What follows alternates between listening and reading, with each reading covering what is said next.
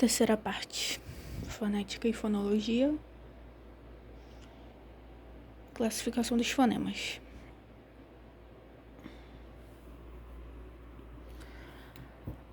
Dentre os vários sons distintivos,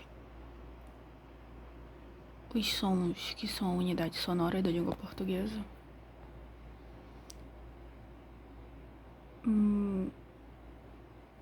que são distintivos e sem significado, porém fundamentais,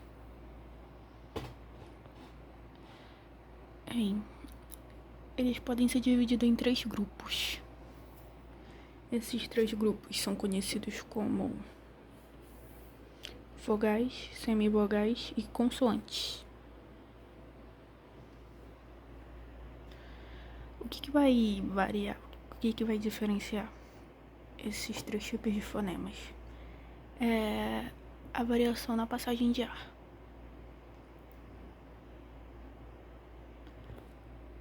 Sabe aquela história de que I U são semivogais? É real. Vamos lá. Na língua portuguesa, como é que funciona? Classificação dos fonemas vulgo-vogais, também conhecido como fonemas vocálicos. São fonemas cujo som é emitido com livre passagem de ar. E seriam umas letras A, E, O. Semivogais são fonemas que recebem semi-interrupção na passagem de ar, fonema I e U. Consoantes são os fonemas cujo som da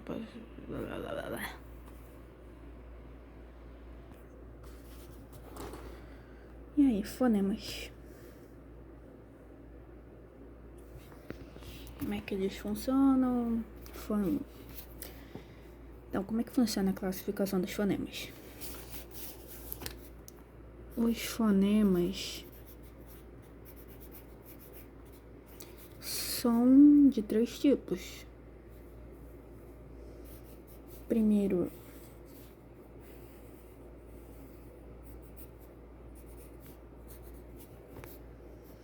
nós temos as vogais, as semivogais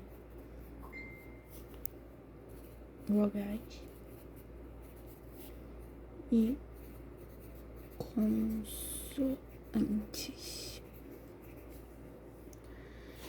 Bem,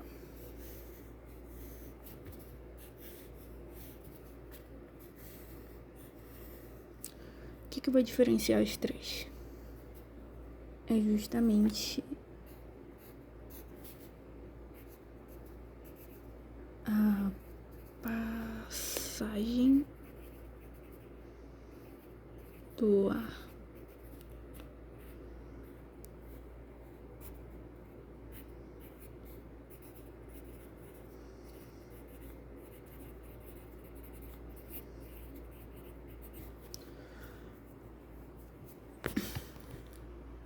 Lembra que fonemas são um som produzido pelo ser humano, mas que são uma unidade sonora da fala, ou seja, é um som específico para fala, cuja a sua alteração, mudança, troca, altera a palavra, ou seja, eles são fundamentais. É um som que é fundamental, sem ele ter essas características de ser fundamental para o significado da palavra, para a estrutura.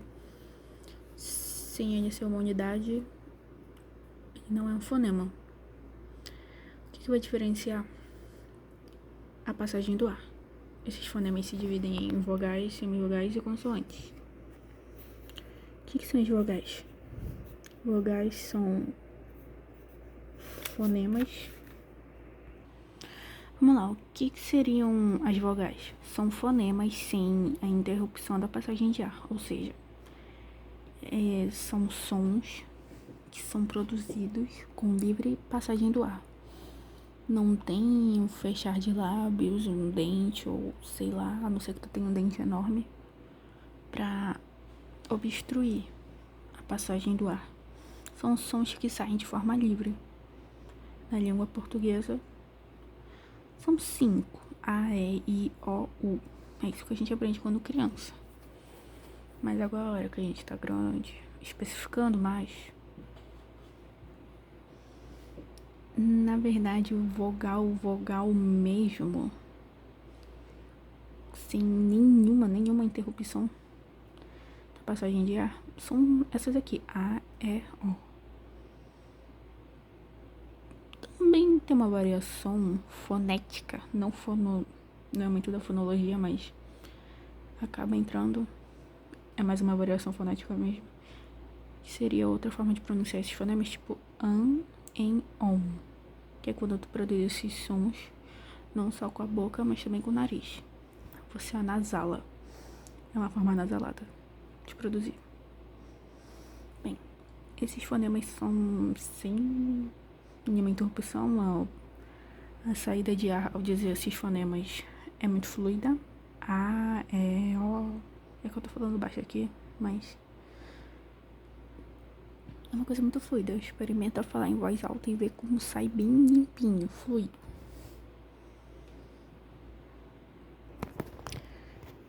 Outra variação no som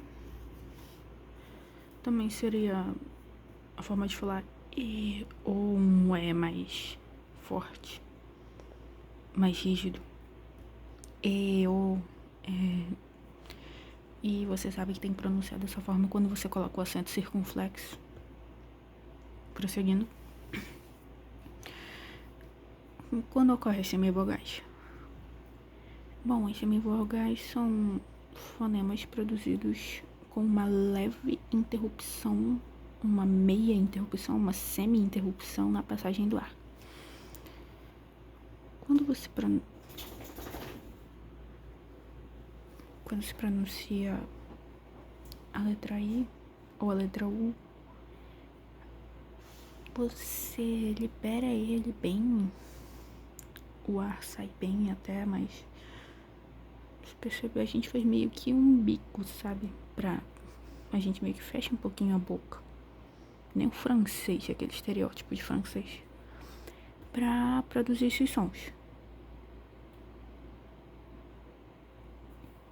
Então, são vogais, mas são também consideradas, mas não totalmente vogais, porque ainda há uma leve interrupção quando o ar tá saindo.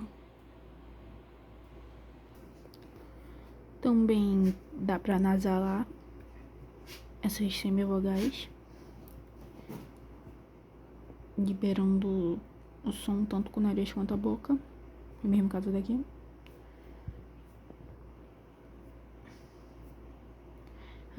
Por enquanto, básico. Partindo para as consoantes são as letras em... As letras não, são os fonemas. Serão os fonemas que recebem uma interrupção total da passagem do ar. Não que você vai falar e de repente você pare e não continue.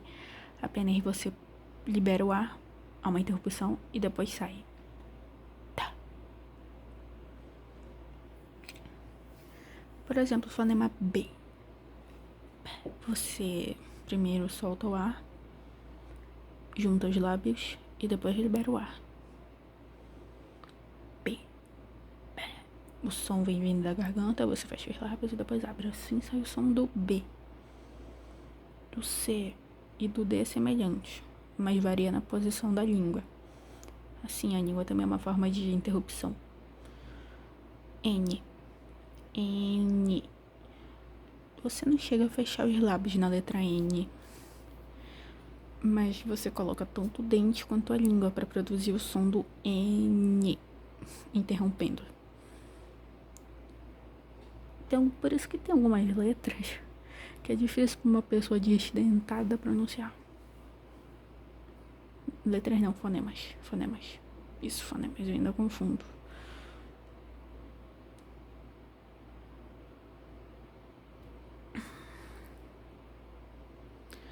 O fonema K.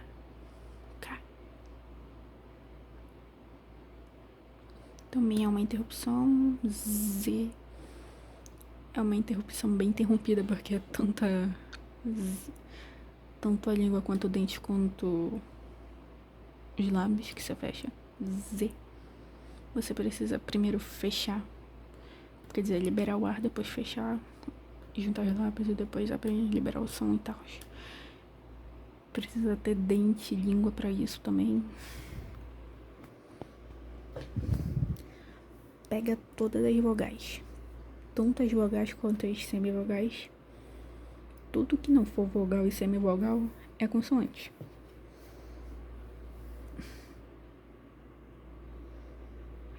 Todas as outras letras do alfabeto são as consoantes. Todas essas letras do alfabeto são as que representam os fonemas, os fonemas consonantais.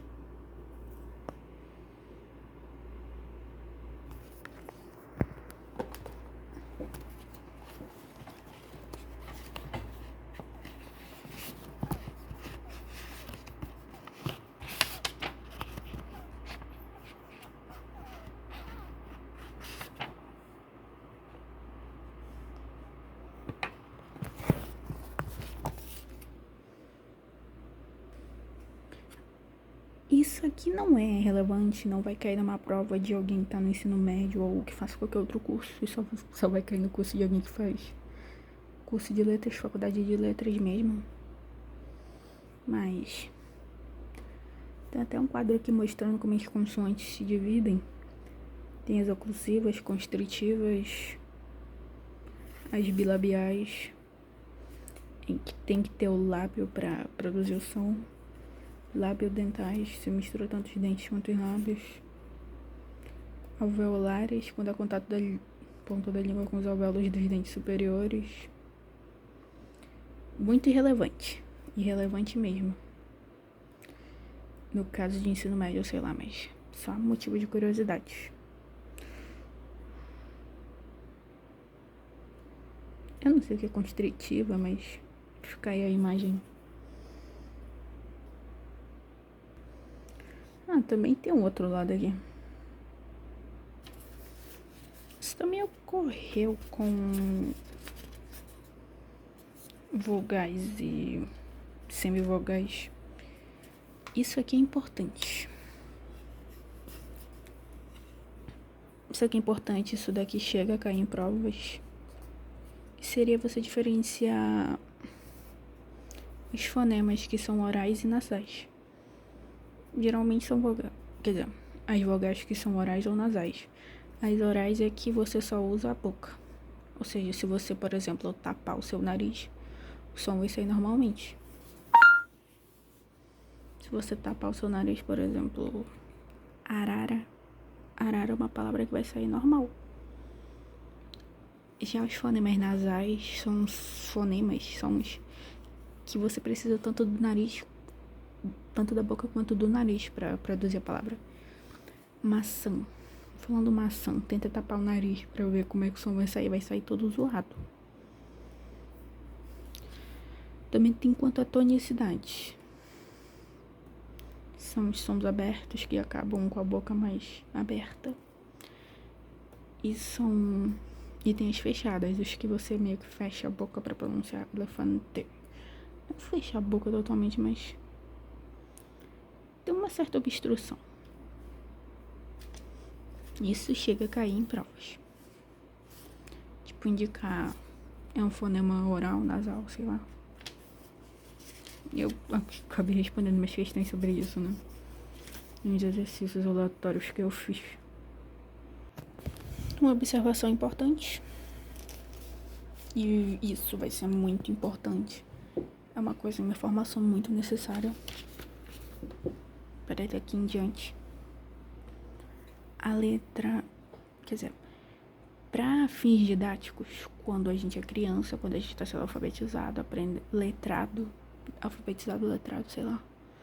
Quando a gente está aprendendo a escrever, ler, essas coisas, a gente aprende que na língua portuguesa nós temos 5 vogais, A, E, I, O, U. Mas Isso é só para fins didáticos, para não confundir a cabeça da criança. E de fato, nós temos 5 vogais. Porém, aprofundando mais, a gente pode dividir elas em A, E, O e depois I, U. É o que a gente aprende depois de grande, que tudo bem, são vogais. Porém, mesmo nesse grupo de vogais, nós podemos dividi-las em 2 grupos, as vogais mesmo e as semivogais. Porém, vale ressaltar que é como um átomo. Um átomo sempre vai ser um átomo. Você pode considerar ele a unidade mínima da coisa, mas da matéria e tal. Porém, se você quiser complicar mais as coisas e aproximar mais, você também pode dividir um átomo em partículas de nêutrons, prótons e elétrons. Sabe? Dentro de uma molécula é um grupo de átomos. Sabe? Qual é a unidade dele? A porra do átomo. E sempre vai ser, a gente sempre vai poder dizer que a unidade mínima da molécula é um átomo, mas se tu tiver a fim de complicar as coisas, a gente pode dividir o átomo em mais grupos, que seriam nêutrons, prótons, elétrons, e dá pra dividir esses 3 aí em mais ainda. É muito louco. E aqui é parecido, a gente tem um grupo de vogais que são 5, mas a gente pode complicar, e é necessário saber disso agora, que mesmo esse grupo aí que é liberal, o ar sair numa boa, ainda tem uma divisão entre eles em um grupo que o ar sai totalmente fluido e no outro em que ainda há uma certa interrupção, não suficiente para considerar eles de fora do grupo, para considerar eles como consoantes, sabe? E isso é importante pra caramba, porque vai ter certas situações daqui em diante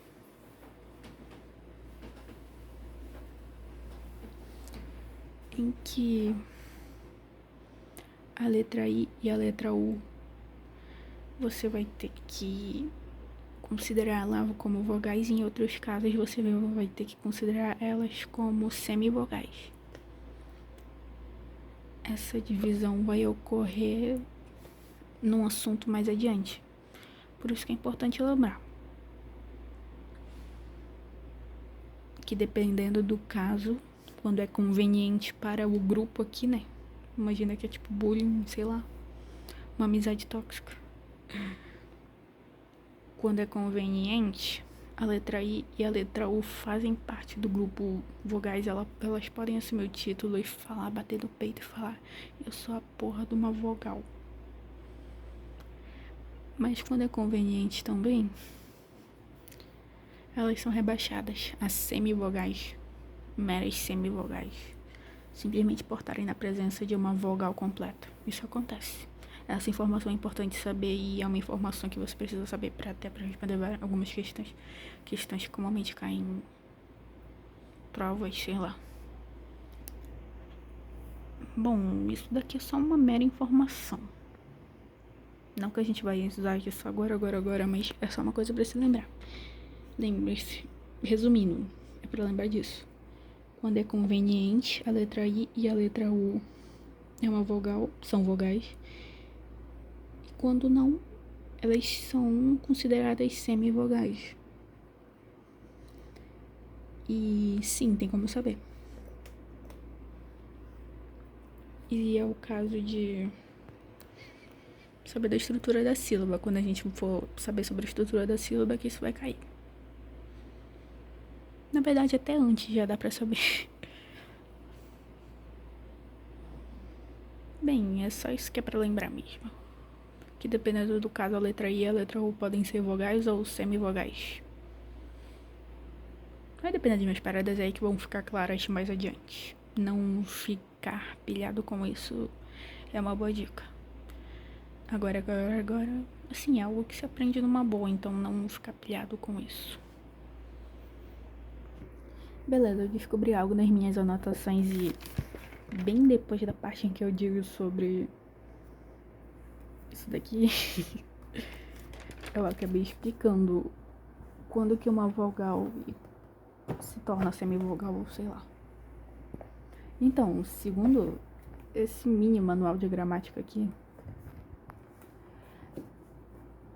as semivogais, você pode perceber quando elas são semivogais, elas ocorrem quando os fonemas I e U unem-se a uma vogal mesmo, que pode bater no peito e falar que ela é uma vogal de verdade pura, uma vogal ariana, para formar a parte vocálica. Não sei o que é parte vocálica, mas até porque eu dei um Ctrl+C, Ctrl+V, eu não devia ter feito isso, mas eu achei que na hora não ia ser problema, mas eu resolvi fazer um Ctrl+C, Ctrl+V e agora eu percebi que não foi uma boa ideia, porque eu devia ter feito na minha cabeça pra ver se eu me lembrava melhor. Bem, enfim. Mas eu acredito que essa parte vocálica seja a parte de vogal da sílaba. Bem, prosseguindo. Quando que a letra I e a letra U vão ser consideradas... Cadê meu lápis? Quando que elas vão ser consideradas semivogais? Primeiro nada, nesse caso aqui.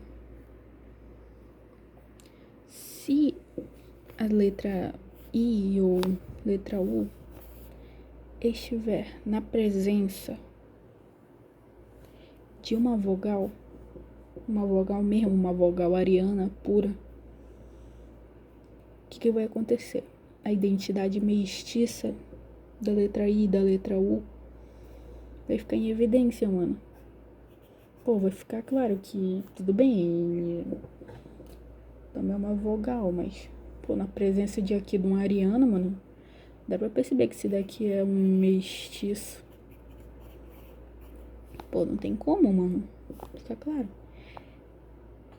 Então, é quando ele tá na presença de uma sílaba pura, ariana, é que ele vai ser rebaixado a semivogal. E por que isso acontece? Eu não devia adiantar isso agora, mas... Dizendo, né? Bem, já ia dizendo agora. O que acontece? Na estrutura da sílaba,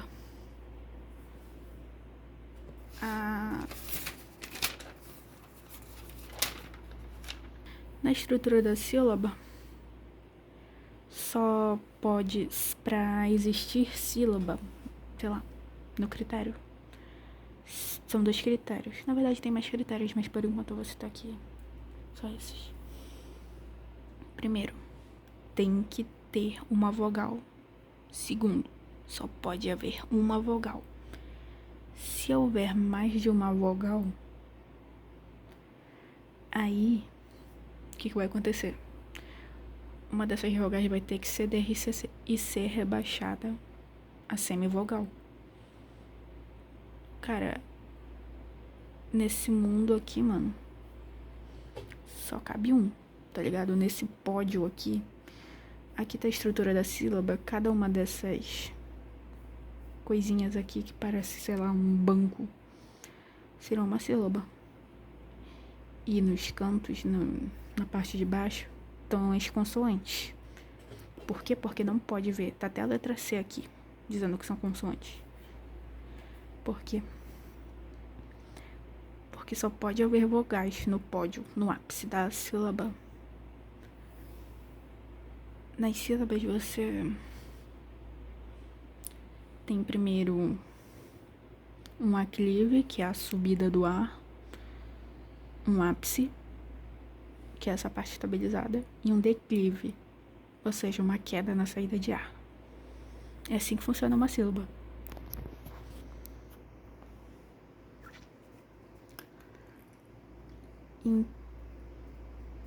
E no ápice sempre deve haver uma vogal, senão não há sílaba.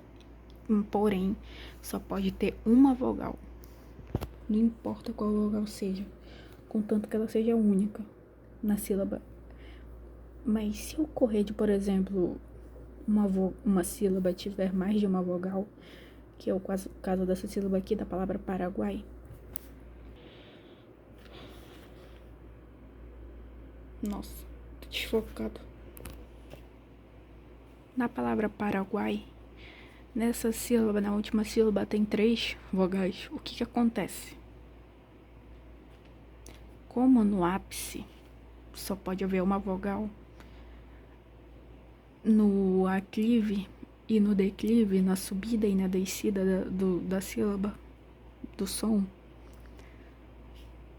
vai ficar uma consoante, uma vogal que foi rebaixada à patente de semivogal, a mesticidade dela ficou em evidência.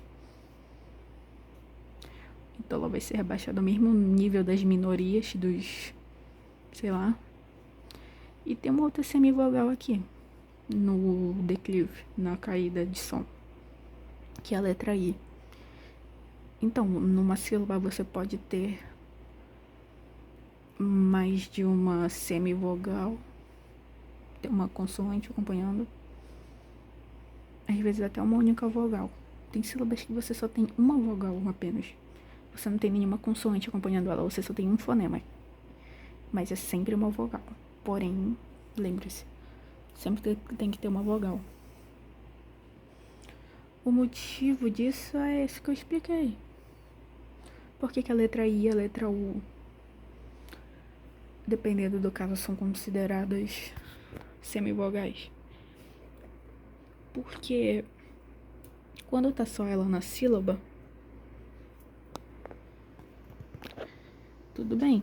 Na palavra táxi, na última sílaba, que é o x, xi, então som de que, si. Por que a letra I é considerada uma vogal? Porque tá só ela aqui, não tem nenhuma outra vogal para ocupar o espaço. Então ela vai ser considerada uma vogal. Você não vai poder chamar ela de semivogal. Porque, pô, na presença daqui de um impuro, mano, de uma minoria aqui, de uma massa, porra, a letra I vai ser o pica, mano. A letra I pode ser até uma mestiça. Mas, pô, na presença do X aí, letra I é o top, mano. É o ápice. Letra I pode bater no peito e dizer que é vogal. E daí, mano, que ela tem uma semi-interrupção na passagem de ar. Não tem nenhuma outra ali pra ocupar esse ápice da sílaba. Logo você vai considerar ela como quer dizer, errei. Logo você vai considerar a letra I como vogal. Já que ela é considerada semivogal, porque ela tá na presença de uma vogal. Não tem como, cara. É por isso. Por exemplo, na palavra lousa.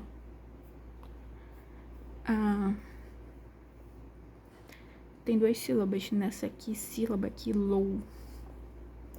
Tem 2 vogais. Então, o que acontece? Uma vai prevalecer no ápice. Lousa, o O vai ser uma vogal. E a letra U vai ter que ceder para semivogal. Na palavra coisa, ocorre o mesmo. A letra O permanece como vogal e a letra I rebaixada a semivogal. A letra I e a letra U estão destinadas a isso, cara. Mas o negócio fica diferente na palavra Paraíba. O que acontece? Nessa sílaba aqui, lembra o que eu disse? Para existir uma sílaba tem que ter uma vogal e unicamente uma vogal no ápice. Não tem nenhuma regra, nenhuma proibição dizendo que só pode haver uma letra. Pode haver, assim, uma única letra na sílaba, contanto que ela seja uma vogal. Porque sempre tem que ter uma vogal. Para existir sílaba tem que ter uma vogal e sempre uma única vogal.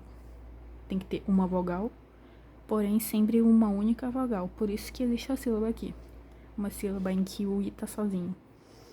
E é justamente por ele estar sozinho, por não ter ninguém pra roubar o brilho dele, não tem mais ninguém pra pegar o pódio, ficar no pódio dele. Quando... eu me perdi aqui um pouquinho, mas enfim, é por isso. Tem a sílaba aqui, I. Nessa sílaba só tem a letra I, cara. Não tem nem um aclive, um declive, só tem um ápice mesmo. E justamente por não ter nenhuma outra vogal pra roubar o brilho dela, que ela vai ser considerada uma vogal. Ela tá sozinha no pódio, não tem ninguém mais pra poder ficar no pódio com ela, pra roubar o destaque. Logo, ela pode se sentir livre pra ficar no pódio de ápice da sílaba e bater no peito e dizer: eu sou uma vogal.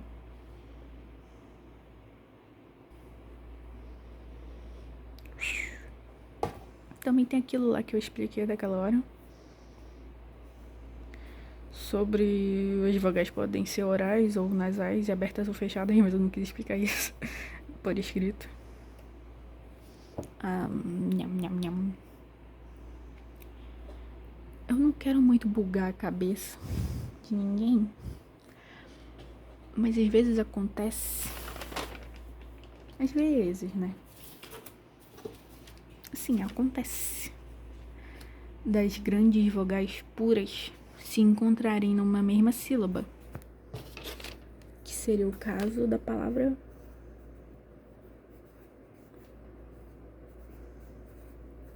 coração. Aqui nós temos uma sílaba, aqui nessa bolinha nós temos outra, e aqui nessa bolinha nós temos outra sílaba. Deu pra ver que nessa sílaba você tem duas vogais puras se encontrando. É por isso que coloca a porra do acento, que é justamente pra dizer qual vogal você vai pronunciar com mais força, qual vogal vai ser o ápice da sílaba, qual vogal vai ser o top, o ápice desse negócio todo.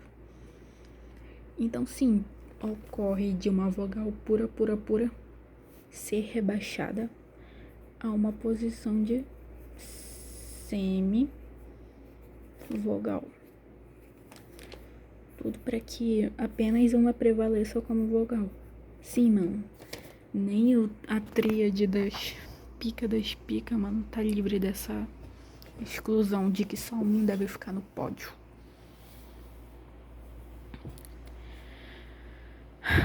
Pra letra A, como numa sílaba só pode ter um top, mano, mesmo uma vogal teve que ceder. E ela acabou ficando nisso daqui, na posição de semivogal. A letra O, ela não tem uma interrupção na passagem de ar, mas... bem, foda-se. Não me perguntem tão profundamente porquê, mas... ela foi rebaixada a semivogal. Justamente porque... é regra, pra se ter uma sílaba só pode haver uma vogal no ápice. Só pode haver uma vogal. Se tiver outra, ela vai ter que ser rebaixada pra semivogal. E pra gente saber qual é o ápice dessa sílaba, né, justamente nesses casos que vem o acento ou sei lá. É um dos motivos pra se ter acento nas palavras, justamente pra gente saber qual é a letra, a grande, a pica, mano, a vogal. Por isso que tem um acento aí, a gente sabe que o ápice, o som mais forte, é mais limpo e tal, essa nasalada aí. Nesse caso aqui é mais pra gente saber qual é a letra que é pra gente pronunciar com mais força mesmo. Ao mesmo tempo, é assim também que a gente sabe qual é a vogal desse caso. Em caso de encontro entre vogais, a que tiver o som mais forte é a vogal, o ápice da sílaba, e a outra, mais fraca, é considerada semivogal. Não ficar pilhado com isso. Apenas algo que se deva saber, pois vai ser importante daqui em diante.